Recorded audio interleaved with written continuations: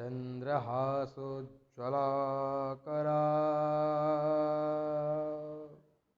शार्दूलवरवाहना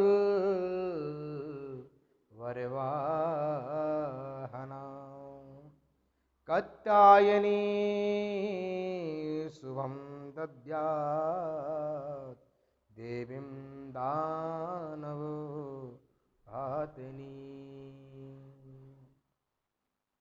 मैं आचार्य कपिल कृष्ण जी महाराज आप सबके सम्मुख छठम दिवस माँ कात्यायनी की आराधना कैसे करें, कैसे पूजन करें, माँ का प्रकट किस कारण से हुआ, किस उद्देश्य से हुआ, आइए जानें। नवरात्रि के छठवें दिन माँ कात्यायनी की आराधना की जाती है। माँ कात्यायनी की आराधना करने से अमोघ शक्तियां प्रदान होती है, अमोघ फल मिलता है माँ कात्यायनी की। माँ कात्यायनी नाम क्यों पड़ा?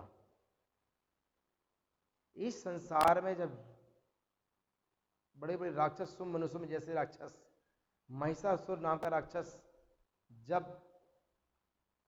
हाहाकार मचाने लगा इस ब्रह्मांड में, तब कात्यायन मुनि के यहाँ कन्या रूप में माँ जन्म ली।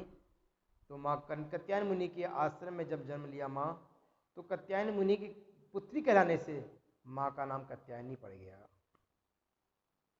माँ का वास कहाँ है? आज्ञा चक्र पे। दोनों भावों के बीच में माँ कात्यायनी का वास है, जिसे आज्ञा चक्र कहा जाता है। माँ की आराधना करने से हमारा आज्ञा चक्र कुंडली जो है वो बहुत जल्द खुल जाती है और कुंडली बहुत जल्दी जागृत होती है। जो भी भक्त माँ कात्यायनी की आराधना करता है वो इस लोक में भी और परलोक में भी, पारलौकिक लोक में भी दिव्य तेज से परिपूर्ण रहता है। इस लोक में दिव्य तेज से तो रहेगा ही, उस लोक में भी, परलोक में भी उसका तेज व्याप्त रहेगा। माँ कात्यायनी की आराधना करने वाले के भक्त के अंदर अपार शक्तियां से संचार भरा रहता है, अपार शक्तियां भरी रहती हैं, शक्तियों का अथाह भंडार रहता है। माँ कात्यायनी के हाथ में तलवार है, जिनकी सवारी शेर है। माँ असुर संहारक हैं। हमारे अंदर जो शत्रु काम क्रोध मद लोभ मोह मद ईर्षा छल कपट रूपी शत्रु विराजमान है, माँ जला कर भस्म कर डालती है।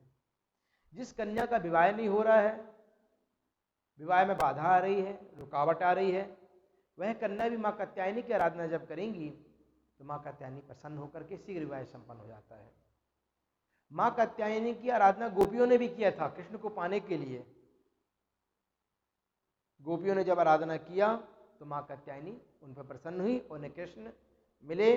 और इस में भी कन्या, जिस कन्या का विवाह नहीं हो रहा, वह भी माँ कात्यायनी की आराधना करेगी छठम दिवस, तो माँ कात्यायनी उन पर प्रसन्न हो जाती है। माँ कात्यायनी ने महिषासुर का वध किया, तीनों लोगों को शुंभ और निशुंभ से छुटकारा दिलवाया। माँ ने जब साम्राज्य मुक्ति दिलवाई, तो वही माँ का जब ध्यान करते हैं तो हमारे अंदर भी चित्त हमारा शांत हो जाता है, चित्त स्वरूप शांत हो जाता है। और इसमें भगवान भोलेनाथ की भी आराधना करना चाहिए छठवें दिन।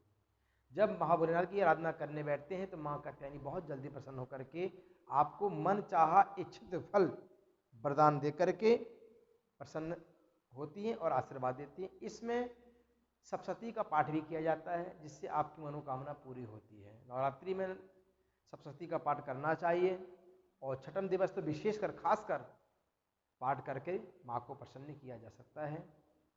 मैं आचार्य कपिल कृष्ण महाराज, जय माता दी।